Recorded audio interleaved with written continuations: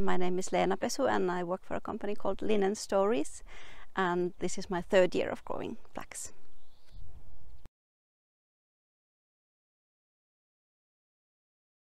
Well, it all started from my interest into sustainable fashion, and I started looking into what would be the most ecological materials for textiles, and then I noticed that the two best ones were flax and wool, and realized that okay, both of them could actually be produced in Finland, so that sparked an interest into growing flax, and I started to look into that 3 years ago, but then only got into the business last year. So this is now the second harvest with the company, and what we are trying to do is really to bring back flax growing in Finland and helping working together with the farmers to grow it and then processing it into fibers and into yarns, and also some other side products that come out of that process.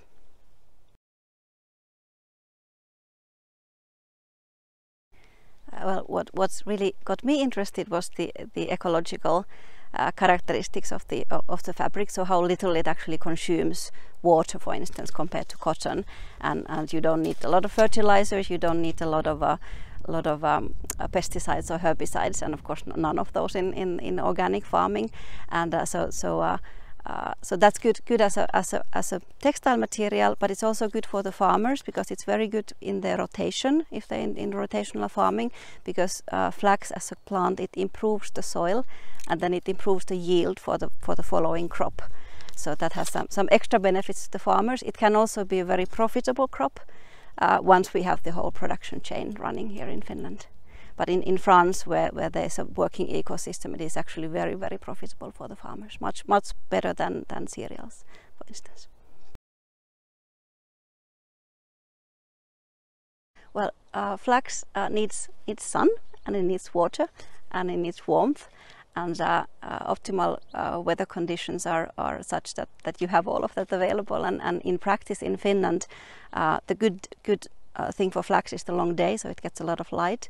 But then in terms of temperature, you have to stay quite in the southern Finland. So somebody has said that up to Kainuu, that's the absolute limit. Then you don't reach those enough of the temperature some during the summer.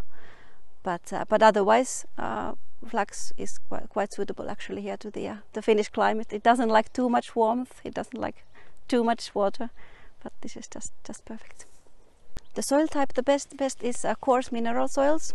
And again, looking at the best or the biggest cultivation areas, which are now in France, in northern France, the soil there is lemon or silt, and then underneath some limestone. And the idea is that why it's so optimal is that the silt is so sort of easy for the flax roots that are not very strong. They're easy for them to penetrate, and then the limestone maintains moisture.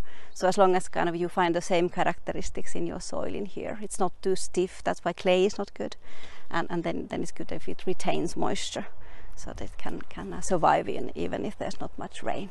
And in terms of pH, not too high. Optimum would be 6.5.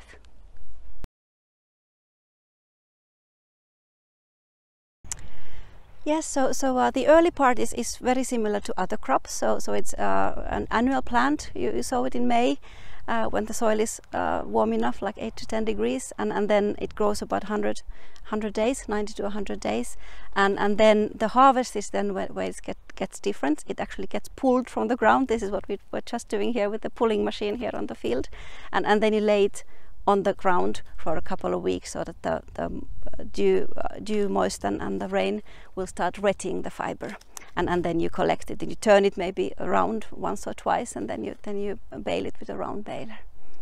So that's it in a nutshell. Something what really needs some extra consideration, especially in organic farming, is weeds. So you need to do some weeding in the early process, so between 5 centimeters and 10 centimeters, because flax doesn't compete very well with weeds, unfortunately. So you need to do some extra work on that.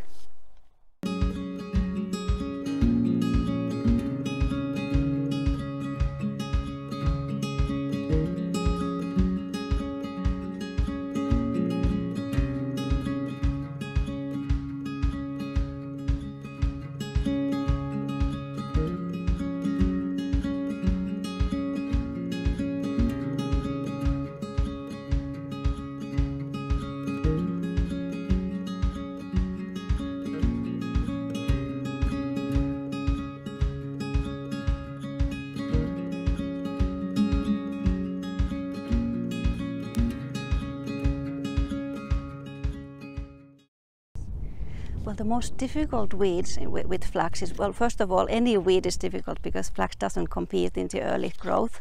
But then when it really gets difficult is that when you're doing the harvest and you have very thick, strong weeds in the field. Thistle, something we luckily don't see a lot here, goosefoot and mugwort. So in Finnish, ohdake, savikka, pujo. And then one extra difficulty came just on another field was with the wet straw matara, which is a weed that produces long lines, and they were just winding around the machine. So be careful with those and try to get those out of the field before, or choose ones that don't have a lot of weeds to begin with.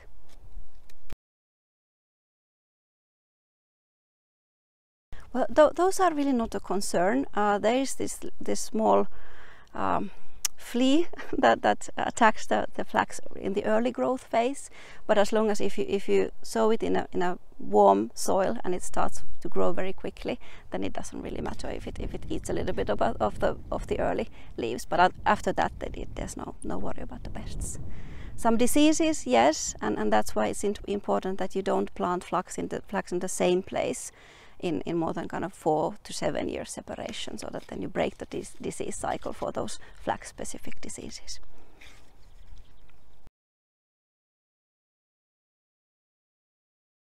Well, fiber of course is the main product that is inside the stalk, and you can do textiles. So for instance, this shirt is made out of flax, and then you can use textiles for sheets or for furnitures. And then what you can also do with the fibers is that you can do paper, and you can do composite materials, like instead of fiberglass, you can use actually flax fibers. And then in addition to that, the seeds can be used as a feed for animals, so you can produce oil with them. And then when you separate the actual fiber from the stalks, there's a lot of these wooden pieces called shives that are separated out of those, and they can be used as animal bedding, or then as a cover for a garden, for instance. So every part of the plant can be used. And one additional thing that I forgot is that you can also take those shives and mix them up with clay, and then produce some construction elements out of those.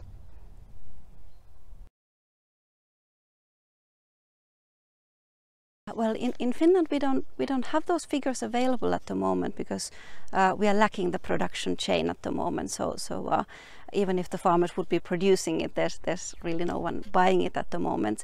But again, if we compare to France, where the ecosystem is existing, then the farmers are often forming cooperatives that own the factories that do the first transformation, and then when they sell further the fibers that have already been processed there, they can get like 2,000 to 3,000 euros per hectare in a normal year. And right now the prices are really high, so they might get like 3,000 or 4,000 hectares of kind of profits per hectare, which is significantly more than what they get with cereals. So I think that once we do have that production chain running in Finland as well, I hope that we can reach the similar profitable business for farmers.